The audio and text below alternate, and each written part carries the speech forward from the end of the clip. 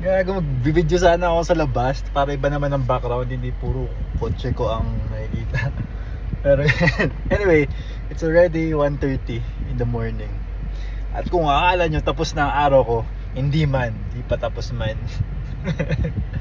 I'm just going to eat my dinner pa lang. Kasi di ako kumain kanina, snack lang.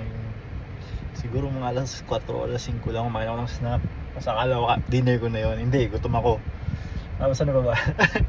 Tapos it is supposed to be a holiday dito sa Naga today. So, technically walang work.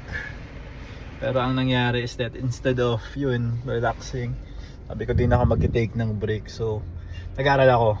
At tinapos ko yung pakaababang first part ng labor law. Kapagod pare. Anyway, so, na-miss ako. Kasi, I have this realization na itong effort ko ngayon, may mga taong doble pa yung ginagawa nila. And hats off to them kasi ang galing nila. Anyway, I just really hope na mas maging consistent pa ako, mas maging focused pa ako. Ano pa ba?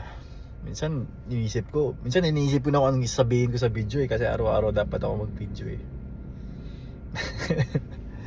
Anyway, yun naman lang. Ay, hindi pa tapos after. Gamakbar pa. Anyway, bye-bye!